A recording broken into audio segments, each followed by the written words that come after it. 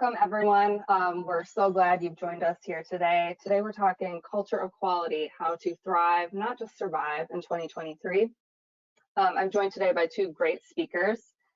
We have today Tim King and Marko Zgela from Pentair. I just want to cover some logistics with you guys first. This webinar is being recorded. We're going to send the recording to everyone who registered. And if you have questions at any time during the webinar, use that questions drop down in the GoToWebinar interface, and we're going to get to those questions at the end. But feel free to submit your questions throughout. We're just going to get to them towards the end of the webinar. Like I said, I'm joined today by two awesome speakers. We have Marko from Pentair and Tim King, who's a ConX ASQ expert. We're going to be talking culture of quality. We're going to explore what is a culture of quality. Marko is going to show us what that looks like at Pentair, and then Tim is going to tell us how we can fuel a culture of quality in your organization. We have a discussion planned as well, and we'll take your questions at the end. I'm just going to go through a quick ETQ introduction to give you guys a look at what ETQ does. So ETQ is a leading provider of quality management software. Cloud native, we have over 40 apps that meet the unique quality needs of all of our customers. That comes with 30 years of experience. We've been doing this for a while, and we have customers across all kinds of industries. And I'm going to give you guys a look at that on the next slide. We have over 1 million global users, and we take our cross-industry expertise and help each other out across industries. So here's a look at our customers. We have all kinds of things from discrete and process manufacturing to food and bev to med device, pharmaceutical. And it's really important that even across different industries with different quality issues and quality processes, there's all kinds of learnings that our customers can get cross-pollinating. So why are we talking about culture of quality today? Well, as you know, it's getting to be the end of 2022, and we want to set you up for success in 2023.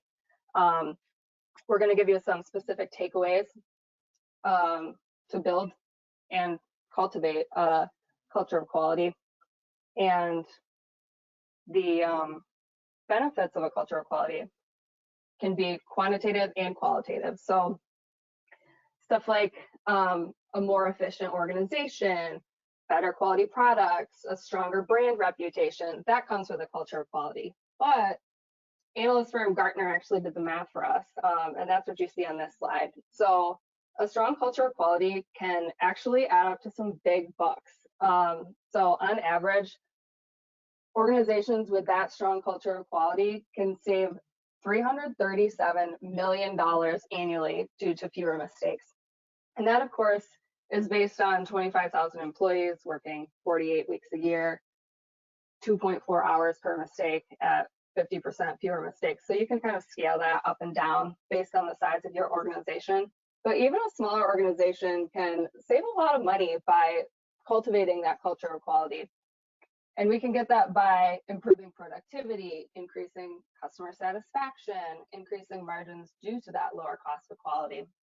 So that's just some food for thought for you guys. So I wanted to share Gartner's numbers on that. And we actually ran a recent poll on LinkedIn. So we asked our LinkedIn followers, in your organization, who is responsible for creating a culture of quality? So this is actually really interesting. 58% of people who took the poll say everyone within the organization is responsible for that. We had 13% of people say it's the quality manager's responsibility, and 29% of people said it's top level management. Marko, Tim, I want to get your guys' reactions on that. What do these poll answers mean to you? I think for, looking at these numbers, I'm actually surprised by the 58% number. I'm surprised it's that high. So that's really encouraging. But I think I feel bad for these poor quality managers that this is resting on their shoulders. So I think they're going to have a hard time. And Tim, what about you? Yeah, I mean, I share Marko's thoughts. It's encouraging. It's the right. I mean, the whole pie should probably be everyone. I'll be talking about co-creating the culture, and it's an environment that everybody shares and contributes to. So that's encouraging. It can't be just the quality manager. It's just one of many people. So if you put two of those three pies together, you've got a good critical mass there that can make it happen. So as long as we are getting that 58% all engaged, so that's good. I like it. I like that people are thinking this way. That's awesome. And I'm actually going to pose that same question to our audience. So I'm going to launch a poll in just a second. In your organization, who is responsible? So you'll be seeing that poll in just a second.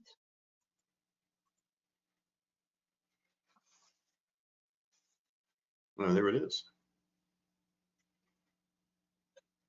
So we'll wait for some answers to come in. We'll share those results as well. Just give people a couple more seconds to answer.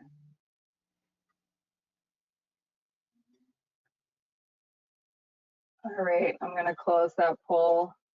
Let's see those results. So it's pretty similar, actually. We have 60% of people saying everyone in the organization is responsible. So I'm curious who the others are, but yeah, that's interesting. Yeah, that's good. So webinar over. That's a good number. So. I suppose if someone has a board of directors or something, they could think they should be involved in it. So good. Yeah. All right. Awesome. So I am going to toss it over to Marko now. He's going to take us through what culture of quality looks like at Pentair. Marko, over to you. Yeah, thanks, Liz. So if you can go to the next slide, I'll just give a brief introduction about myself. Yeah, so as Liz mentioned, I'm Marko Zgela with Pentair. Been there for almost 7 years now. Been in quality almost my entire career. I think maybe an interesting thing to bring up is that we've actually started implementing ETQ earlier this year. We went through gap analysis, things like that, and we rolled out some of these modules at over a dozen locations worldwide, and we're continuing to roll more of those out. And I'm located in Northeast Ohio, in Cleveland. So I'm still waiting for that snow, but I'm sure it's coming pretty quickly here. So next slide, Liz. And just a few slides about Pentair. We're a little over 11,000 people, 42, this number changes quite a bit, but around 40 manufacturing locations all over the world, including New Zealand, which unfortunately I haven't had a chance to visit yet. I'll have to work that into my schedule somehow. And on the right, you see our purpose, mission, and vision. And I think these are important when it comes to culture in general, and then quality culture as part of your corporate culture. So next slide. I'm going to try to breeze through these and spend more time on some other slides. This is just a little bit about where you may be running into our products. You may not even be realizing. I think we're probably most well known for our pool equipment, pumps, heaters, sanitizers, lights, things like that. But we also have a large presence in the food and beverage. Can you go to next slide, Liz? And I just want to bring up our values. These are our organizational values. So these are the things we strive to live by. You'll hear a lot about customer first, the importance of bringing that kind of thinking and bringing your customer into the forefront in order to create your culture quality or really nurture your cultural quality. I think every organization has a culture of quality. It just depends maybe where that culture is on maybe some maturity spectrum, but we all have culture of quality. Some may be more beneficial than others. So next slide.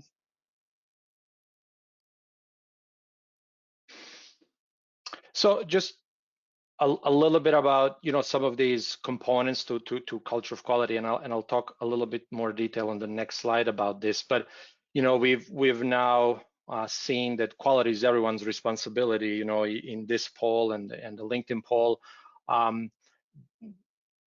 that's really, I think if you were to sum culture of quality in one sentence, I think that would be it, right? Quality is everyone's responsibility, as Walter Deming taught us a long time ago.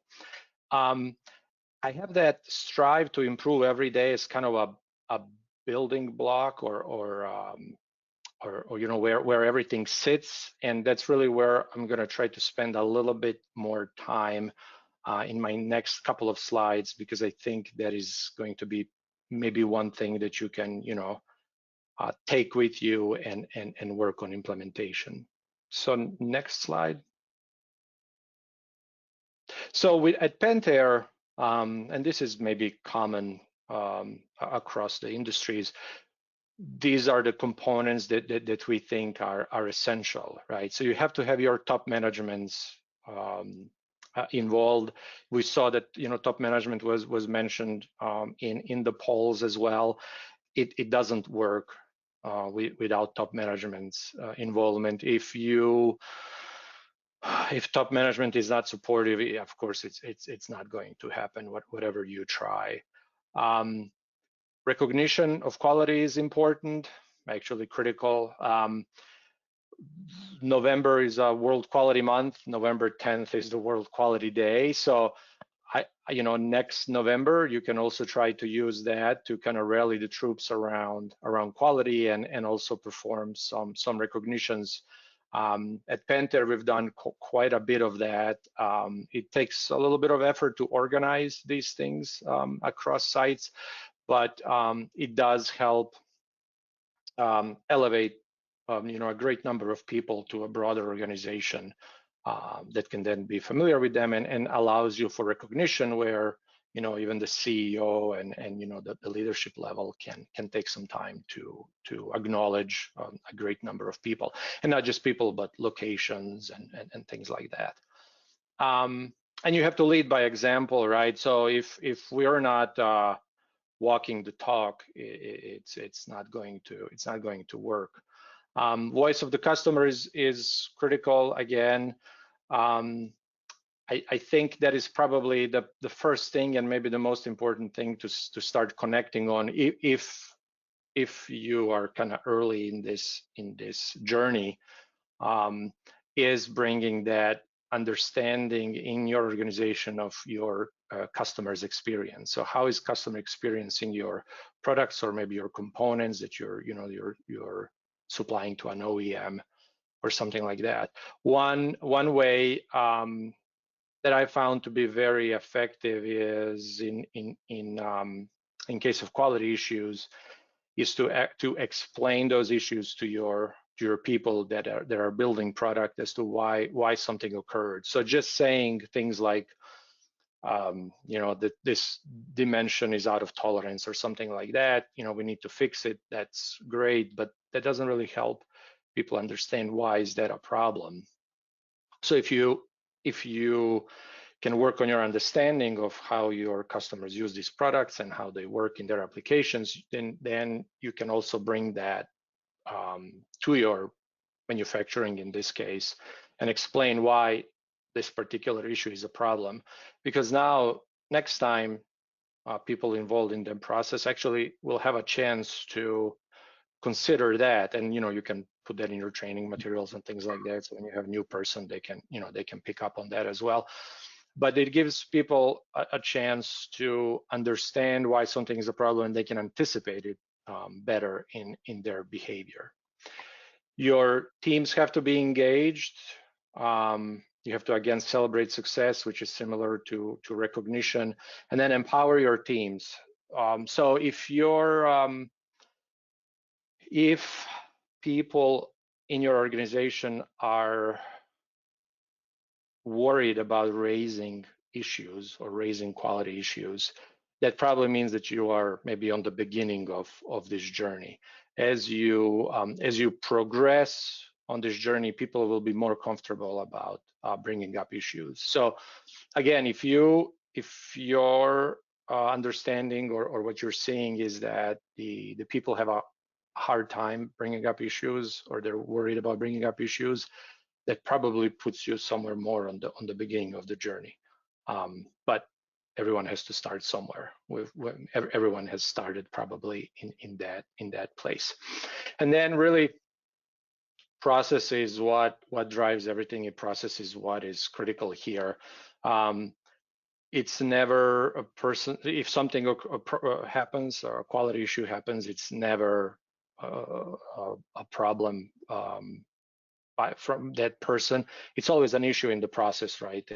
And we as managers, it's always our responsibility to take care of the process. So if process allows for something to happen, that's not people's fault. It's the fault of the process, and generally that rolls up to managers who allowed it to happen. All right, on next slide. So where to start? I kind of split this up in bottom up and top down. I don't think it's so easy to separate them, but I think it's important to make your organizational goals, and this is where top management comes in play. It's important to make your employees understand what those goals are and how do they tie to their performance and how people contribute to those goals. If people don't know, I think people often find themselves feeling like they're a ship out in the sea that's maybe going really fast and spending a lot of energy, but really unclear if they're going in the right direction, or maybe if they're even pointed at the right destination. And as people understand more, and not everyone needs to know every single detail about what these goals and plans are, but if people do have an idea of what your goals are as an organization, then it'll be easier to rally people around those goals and drive behavior. Again, it's critical that you provide an environment where people are not afraid to speak up and say when they have a problem. On the other side, on the top down, of course, we all have to live the organizational values.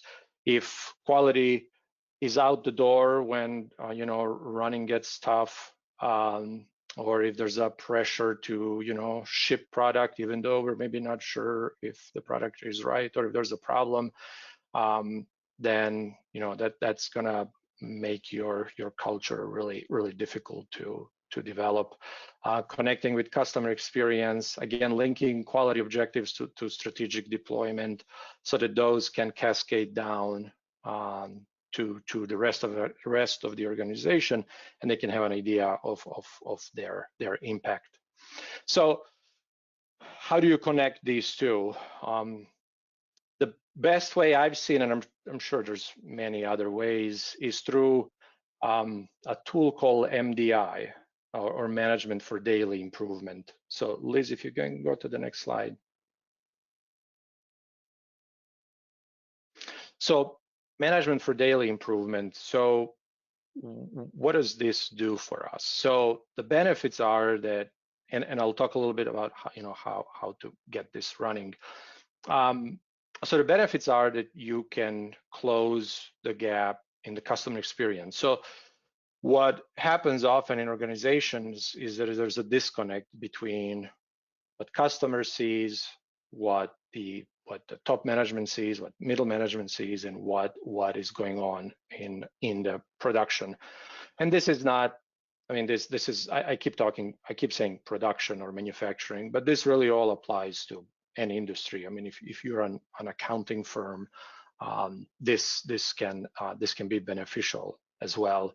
So with this process, you're allowing issues to bubble up to surface and make them visible to people that can enact change and people that can help drive the change. one of the things that is really critical to a process like an MDI is that it improves accountability. So it becomes a lot easier to see who is responsible for what, when is it due, what's the status, is it happening, is it not happening? And it allows your people, as you see on the right side, there are several tiers of this. So if things are bubbling up from your production, then they should get to your supervisors and your managers. And then this gives also a venue for your production people to see what is the status of these actions. So if there's an issue that they keep running into, but if nothing is happening about it, there's a way to see where is that in the packing order, right? So on those Pareto charts or whatever tools you use to prioritize your work and see what is the status. That also helps people understand not to become disengaged. What happens often is there's an issue, it's brought up multiple times, nothing happens, people stop bringing up issues. And now there are issues and they're occurring every day, but people that need to do something about them, they're not aware of them because people have kind of given up on that. So with a tool like this, you're able to kind of see, people are able to see where are these issues. Not every single issue is going to make it to the list. Some will have higher priority than others. Some will have maybe have more impact than the others. But at least everyone is aware that those issues are acknowledged and that we are aware of them. These MDIs should be cross-functional. Not should be, but they have to be cross-functional. If it's just quality, then we're back to quality manages quality. There's usually, again, few tiers. So one in production, which is more hour by hour, much more technical. The one with maybe a supervisor layer, depending on the size of your organization, you can maybe compress this. Maybe there's a supervisor layer if it's a larger facility that is reviewing what is happening with production, what are we going to prioritize, what needs to happen next, and then a manager level, which is usually run by a plant manager, and then the staff are parts of that MDI, that management for daily improvement. And then the idea is that all this is bubbling up to supervisors and then to managers to understand what the issues are. And then each one of these, like supervisors and managers levels, they can have their own tasks that are maybe not always directly related to your manufacturing. It's always done standing up.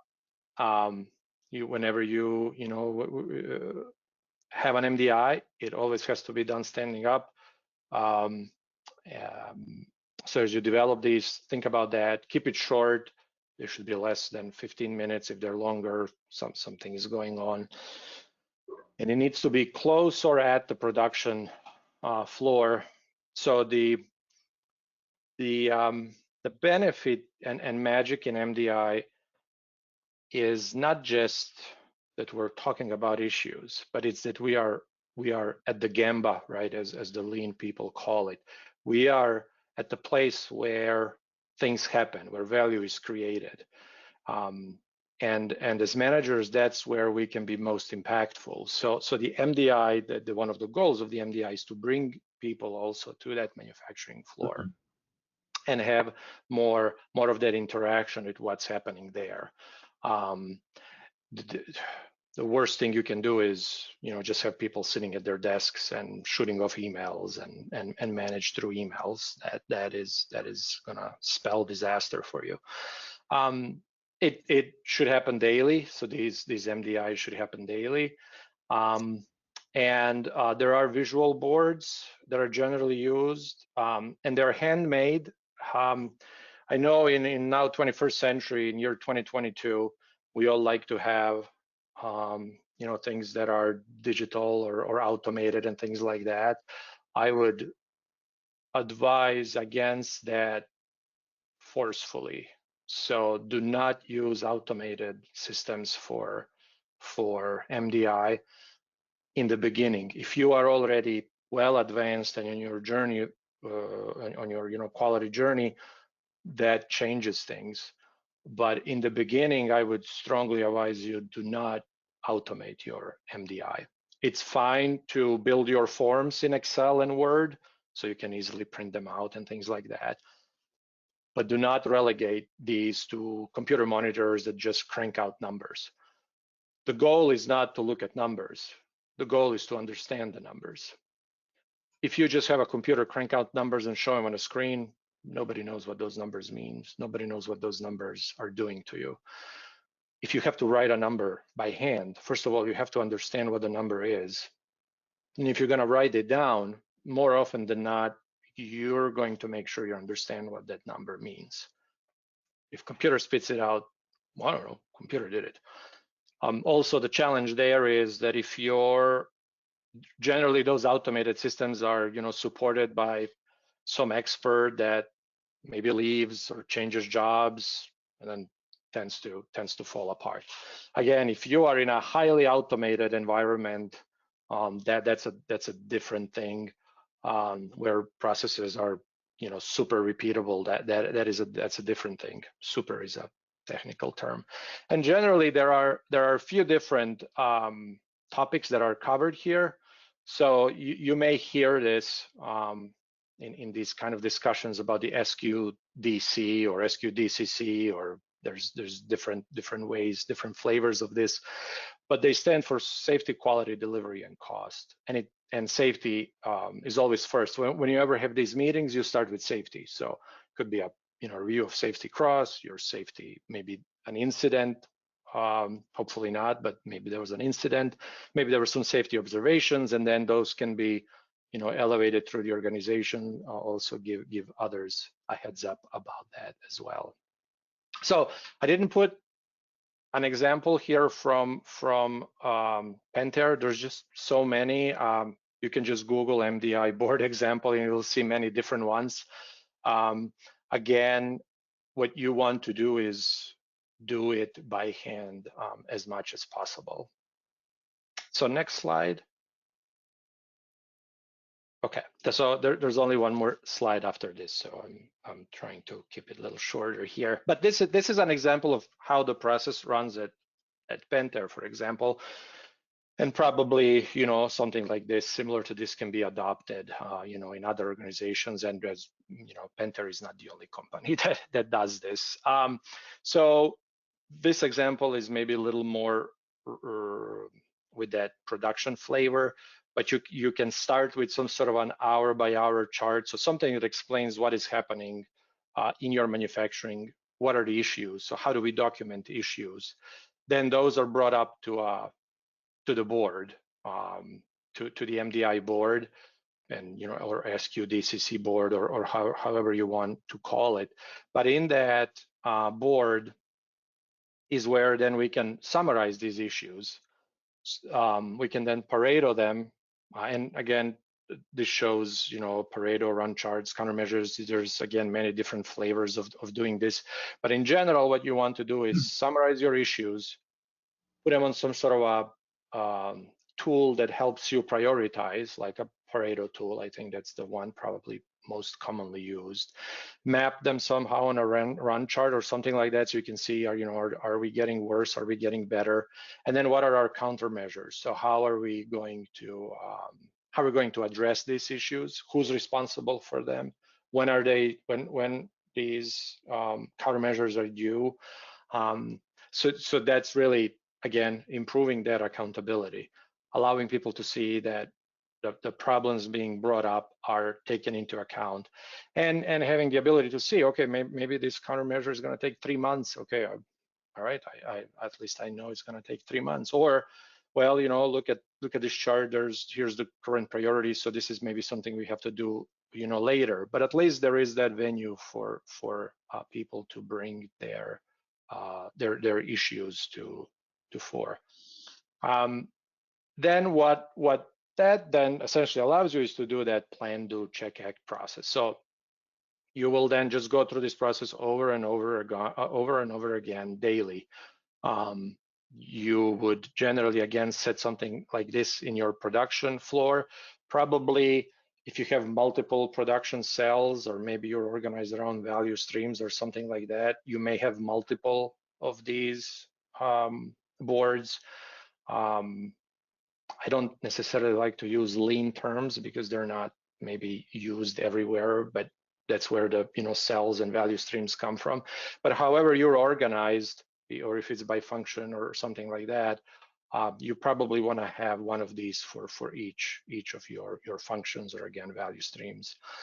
The critical one is also having one at the management level. So management also has to be, of course, involved in this.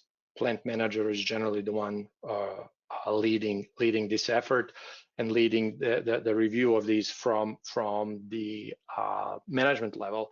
So at that manager level is where you would bring customer issues. So a quality manager or somebody would talk about quality, or maybe a quality engineer or a designee or whoever you have would bring up, hey, here is the customer's experience. So here's some issues that we ran into. Here's what we're doing about them. Here's how we're trending this year.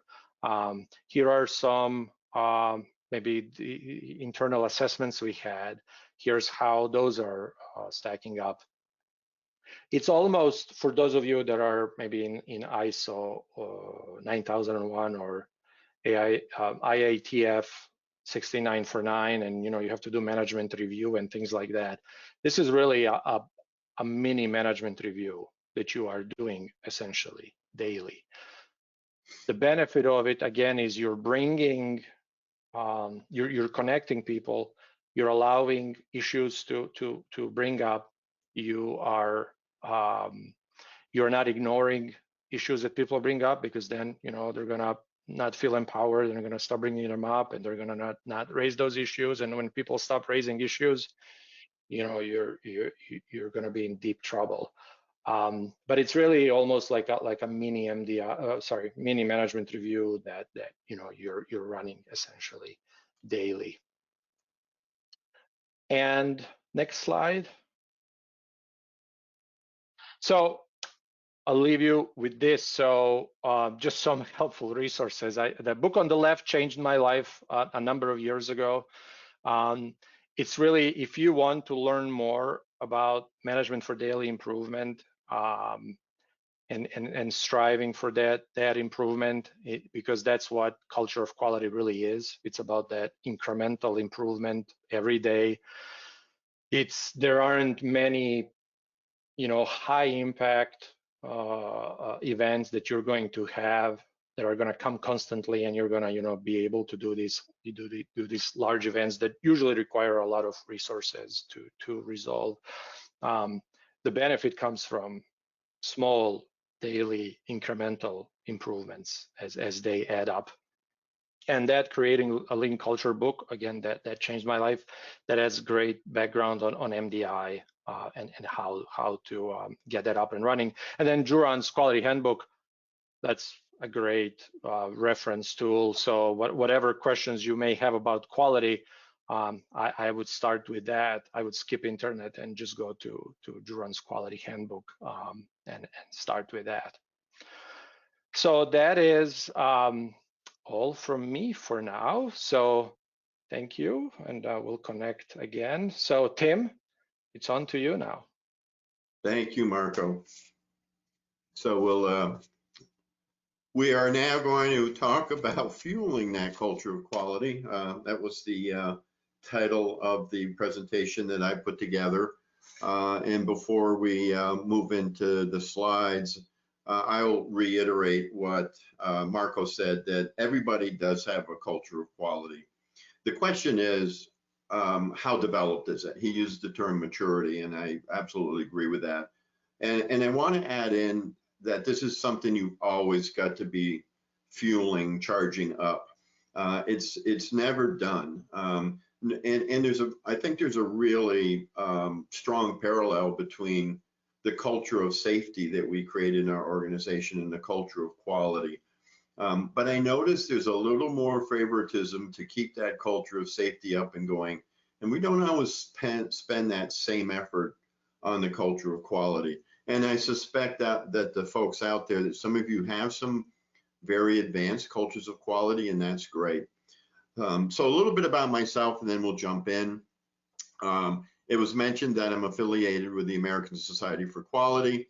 I'm one of what they call the Connex experts. Basically, we're in the teaching and consulting team at ASQ. So their courses and their services to organizations, training and certifications in quality, myself and many other peers are in there doing that. However, we're not employees of ASQ, we're consultants.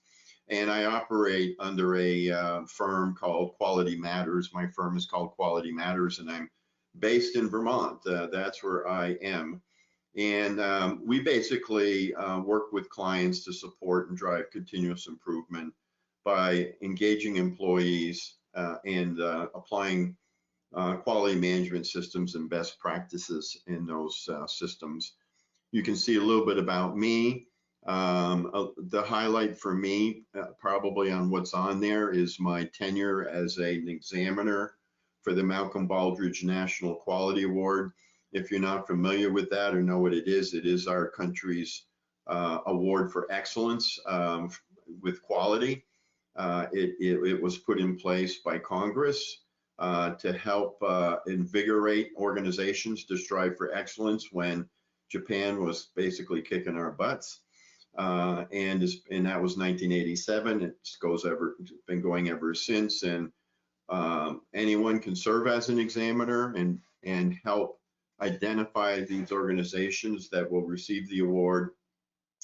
And then those organizations agree to be benchmarks, you can visit them, they come to conferences, but it's a very prestigious award given to them by the President of the United States. And in serving as an examiner, and an examiner team could be 7 to 10 people on site for a week to verify their application and score them up for the judges to choose.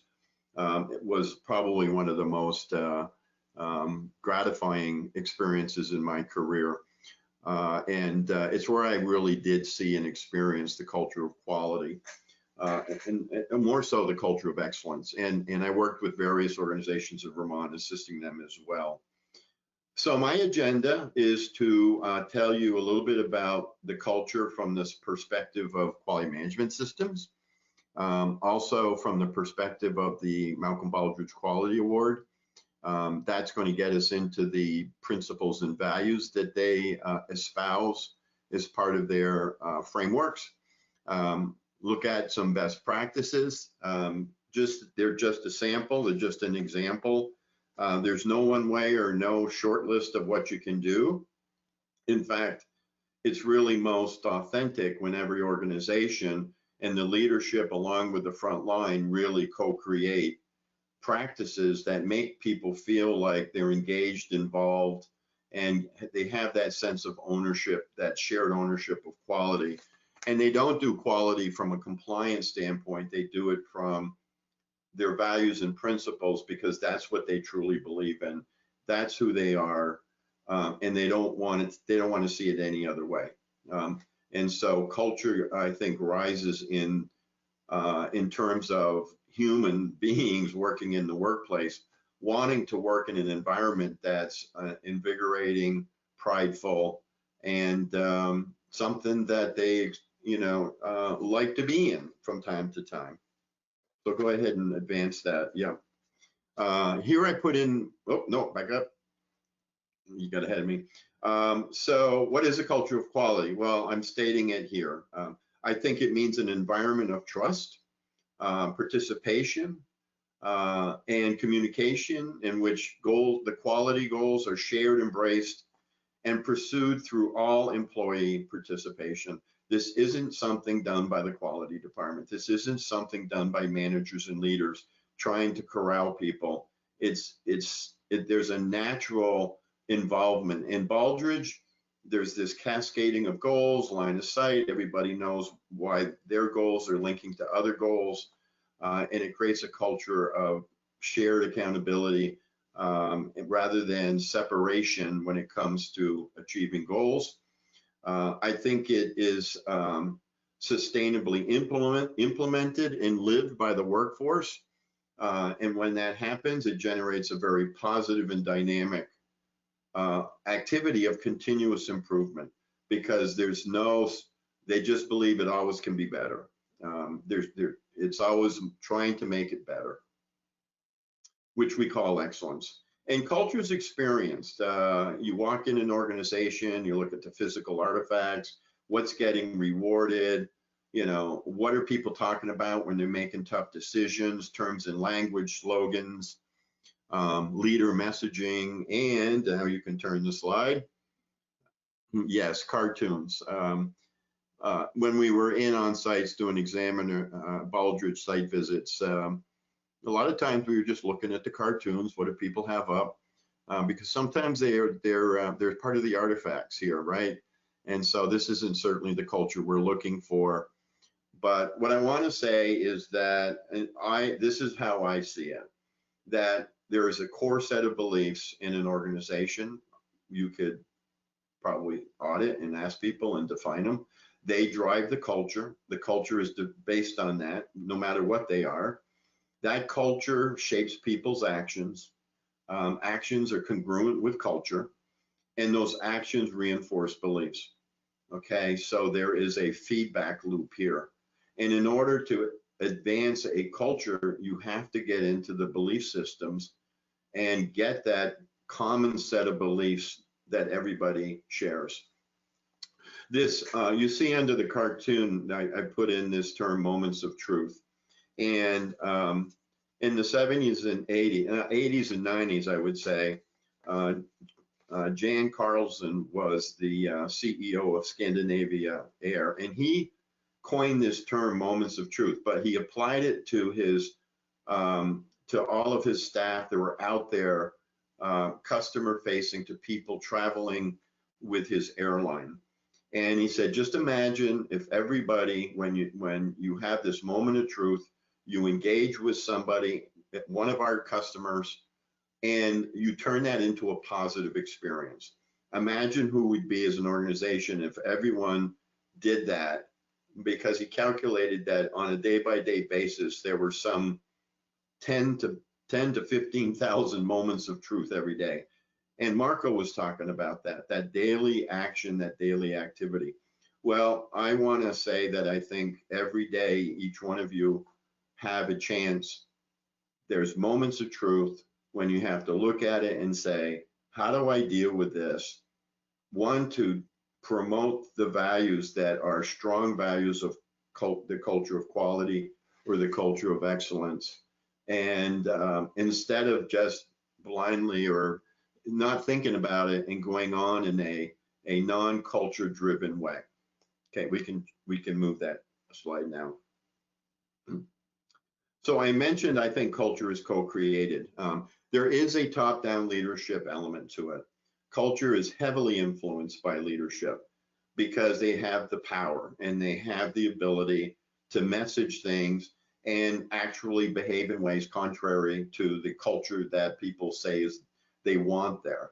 And so when they're congruent and when they are in the congruent with the cultures of quality, cultures of the quality beliefs of excellence and of quality, then we have that top down. And when they know that they have a leadership role, and using the term leadership versus management, but that leadership role to inspire people to these values and principles and to demonstrate them themselves in their hearts, knowing that this is the right way to run the business. In the long term, this is what's going to make us successful. But it also comes from the bottom up, employee training and participation. And that process that Marko just shared with you, not only does it drive continuous improvement, but there's just a lot of opportunity in that kind of a process to demonstrate the cultural aspect of quality, and talk about it as you go along. Because every day you have to sort of live and breathe it. It can never, it's got to be the air that everyone's breathing in the organization. The compass is always going to be an established set of values and principles.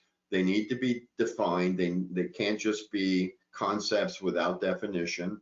And I'm going to be talking about that very shortly. And I think that what we're talking about very much parallels the culture of safety. And we need to do just as much work on this one. The first time we ever got some concepts of the culture was in the TQM era, when Dr. Deming issued his 14 points for transforming into a TQM culture and his 7 deadly diseases that get in the way. I just extracted what I think are some noteworthy ones because I think these still apply. Top of my list is always drive out the fear. People who have fear are going to guard themselves. They may not be open to identifying that they're struggling. He talked about instituting leadership, and what he meant by that is, okay, you got management going on, but now institute leadership. Lead these people. Constancy of purpose. Can't keep changing the game. We're doing it this year. We're doing that next year. You know, stick with something, and through the PDCA process, keep evolving it. He talked about excessive costs of failure, and that everyone has to be put to work on accomplishing the transformation and getting these costs down. And he also emphasized you got to be looking at the long term. Evolving the culture is a long game, but it really pays off when you get there. It's not a 6-month game. 2 to 3 years, you could have a very different culture there if it's really developed and bred. Go ahead, Liz. So where do we get these principles now? Well, ISO 9001 and all the standards that are built off of it have embedded in it the 7 ISO quality management system principles. They're shown here. I find that some people know they exist. I do audit lots of organizations. They might outsource their internal auditing to me. I'm always amazed, and I teach a lot of ASQ courses that, and might say it runs 50-50. Half the people will know, yeah, I'm aware of those principles, and the other will like, I'm not sure what you're talking about. And they're in the standard. They're in the 9000 standard. That leadership and the organization has to instill these types of principles in order for a quality management system to flourish on top of it. So Marko gave us a wonderful quality management system best practice, you know, for driving continuous improvement. But if it's sitting on top of a culture that isn't of these principles, then it's going to struggle. And people are going to feel like you got to force them to do it rather than they're going to put that energy into it because they believe this is the right thing to do. So the culture makes all of these things easier to do. Let's go to that next slide. So in my experience, and I just threw some things in here, these are the 7 principles, and I just put in some things that I've seen. It's by no means the everything on my list, and I'll just talk about a couple. We don't have time to talk about them all, but for example, one of my clients in orientation of new employees, and this was someone who was using the Baldrige model.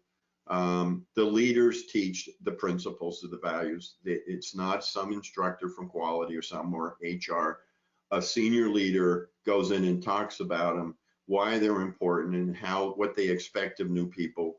So it's right there in new manager new leader, new employee orientation. Engagement of people. I have a client that every quarter for their set of values, the employees can nominate somebody as a champion of that value for the quarter. They did something really special and went to the extra mile, and an employee or some employees felt like that really exemplified our value. They put it up. It's up on they got 4 areas, 1 for each quarter, and people's pictures, and 1 for each value, so something as simple as that keeps those values out front. Let me find another one in here. I like the under evidence-based decisions. I love to see people use quality tools more in meetings. You know, it demonstrates the fact that the quality tools and methodology that we have learned can be always used, and not only when there's a Six Sigma team or something going on, but everybody understands all these tools just help us do any work better. And I'll just say it with improvement. Like to see more storyboards out there, you know, up on the walls, things that are happening. KM stands for knowledge management, and that there's a knowledge management system of quality improvement ideas and accomplishments and tools, and that those, you get people into those and using those more. So, you know, principle by principle, you could go out there and see and learn from different organizations what is really a best practice that leverages that principle into the culture of the organization. And you got to always be replenishing this. It's never done. Next one, please. Let's switch and look at the National Award for Excellence, because that is about raising the bar. I'm a big believer in ISO 9001. However, I don't believe it drives you to be a top performer, excellent organization. The only way to do that is to go above and beyond the standard. And from my experience, I start to look at the criteria and the best practices in the recipients of this award. And many of them have achieved ISO 9001 or some other framework like that. And they're looking for something to take them all the way up to the summit. You know, I think it's this type of a system that builds and breeds best-in-class cultures, and those breed best-in-class organizations. A little bit of information there, I won't go through it, but it has 11 core values defined in it, and they were there since 1987. ISO came in 1988, right? The very first time we saw ISO 9001 was 1988. Before that, all we had was concepts of TQM. It had no principles in it. It wasn't until the year 2000 that ISO realized they had a missing element, the culture, and they put those principles in. Baldrige had it in from the beginning. Core values were in it since the beginning, 1987. In fact, if you put them side by side, you'll see that, and I believe that ISO kind of took the best of the 11 core values of Baldrige and made their principles from it. But let's go to the next slide. What's different? Okay, well, there is a principle in quality called leadership, but in Baldrige it's stated as visionary leadership, okay? We talk a lot about process.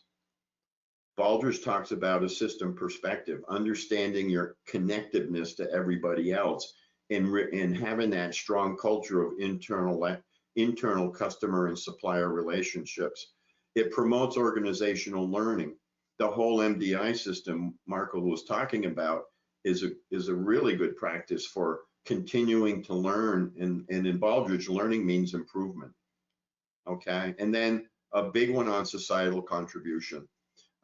It taps into a motivational theory that all humans have a need for altruism, and employees feel really good about themselves and their company when they're out there doing other things and they're good for society. So you also can build culture by having people do things for society and for the communities they're in, and promote that, because that really fires up people in their sense of pride.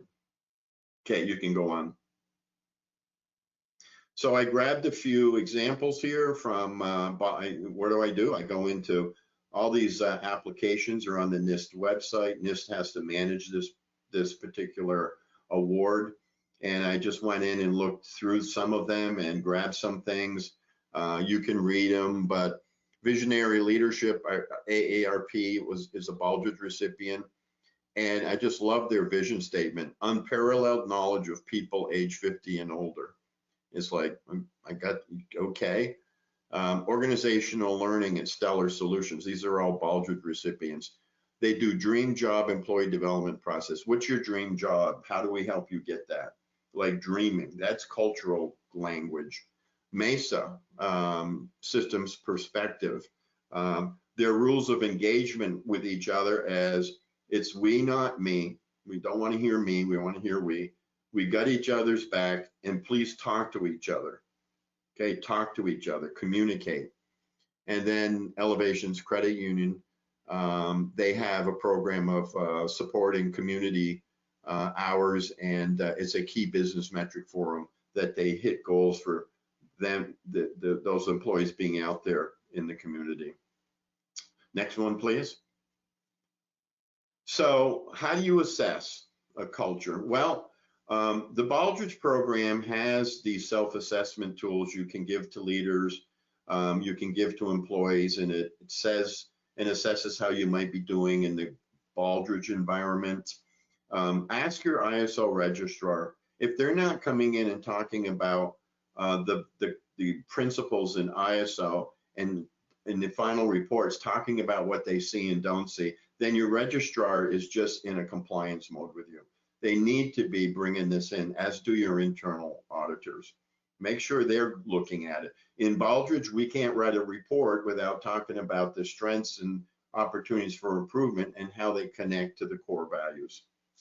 ETQ has a great white paper on the 7 principles of quality of ISO. Ask managers to read it, have them evaluate, you know, what's our strengths in here? Where's the improvement opportunities? Give me a rating 1 to 10. And finally, Crosby, one of the other gurus, has what he calls a quality maturity matrix that describes the culture from Crosby's perspective. And you can find that on the web. And I've had employees give that to people, and it's a 1 through 5 going across 5 different dimensions, and have them come back and where do you think we are? Quality, culture can be assessed, and I think that's the thing I want to leave you with, is it can be assessed, and you can't improve anything that you can't assess. Next one, please. So what I'm hoping you take away is culture is a foundation upon which quality prospers. It must be co-created. We get information on what that culture needs to be based on from ISO and the MBQA. There is the NIST website there, and that measuring culture is possible. Okay, final slide, please. So there I am if you need to contact me, and thank you for your time today. I think we'll try to take a few questions. Yep, so we do have a couple of questions. I know it's getting to be close to 3 o'clock, but I do want to get these questions answered. We've gotten a bunch of great ones. The first one we have from Matt. Do you drive MDI within the office function areas as well as to drive the culture beyond the production floor? Marko, I think that one is for you. Sure, yes. So the short answer is yes.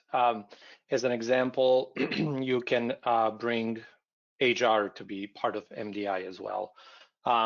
They may not be part of the production maybe level MDI, maybe not have as much input there, but certainly at the management level, HR, for example, should have their presence where they may report on, you know, we have this many openings, this is the status, these are maybe people in the pipeline, training, where, you know, we have 10 new people, here's their training status, and maybe any other kind of, notifications to bring up or anything like that. But that's just a quick idea. Your supply chain, maybe you're a larger organization, maybe you have a supply chain team. They can have their own MDI where they cover, you know, supply chain performance, and that may not be something you go to every day. You got to be careful. You know, you may get to 20 MDIs. You're not going to go to all of them every day. There's no time in a day for that. So you also have to kind of be careful how you when you do them. And some of these, like supply chain as an example, that's maybe something that you do twice a week or at some interval that makes sense to you. Materials, delivery, you know, all those things could be part of MDI. Hopefully that helps. Great, thank you. So next question we have, and this one I think is for both of you. What's the biggest obstacle you guys have seen in your personal experience to building a culture of quality and keeping it going? A lot of people have talked about getting management on board with this. So maybe that's the obstacle. What What have you guys seen in your experience? Tim, we'll let you go first on this one. Yeah, I think it's lack of talking about culture as a strategic imperative. It's too easy to put some words in a quality policy and a mission and vision statement, but we know management's going to meet regularly about, strategic objectives. And if we can get them and maybe some help, people can help them understand how to do this, but make the development of the culture part of the strategic objective. It can't be parked in the quality function. It's not going to have enough organizational wide influence. I think that's one of the obstacles. I also think we just bring in people into the company and they join forces and we don't talk to them about it. So, and then it's just not every day using, like, back to the moments of truth, doing something about it every day. If you walked around and you saw a safety issue, you'd probably say something immediately about it. I walk around on tours all the time with some of my ASQ peers, and they like to point out the safety issues. And I'm like, start pointing out the cultural issues, please. But they don't. They see safety. So that's my answer. So I'll try to be brief here. So I made a mistake early on in my career when I was asked, Marko, why do we have to do this? And I said, well, ISO says so. Yeah. So don't say that. That will not get you far, and it'll burn you a bit. So going back to MDI, it's 15 minutes of the time. So your production MDI means that people in production are spending 15 minutes at the MDI. They're not at maybe a machine or somewhere making things. So that's an obstacle to clear and get that buy-in that, yeah, it's okay, because we understand that these 15 minutes at this MDI gives us benefits that are longer term, because we have a better understanding of the issues and we can address issues more effectively. Yeah. But you're going to have to convince, that management that, yes, it makes sense that people spend 15 minutes at this MDI and they're not building things. Great. I don't want to run over too much.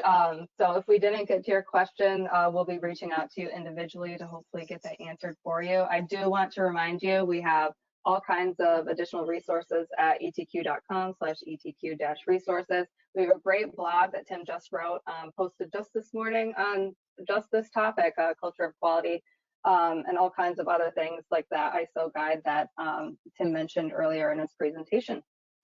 So I just want to say thank you, Marko. Thank you, Tim, for joining us today. And thanks, everyone, for staying on for a couple extra minutes. And I hope that you all have a great day. Thank you. Thank you. Thank you. Good luck, everyone.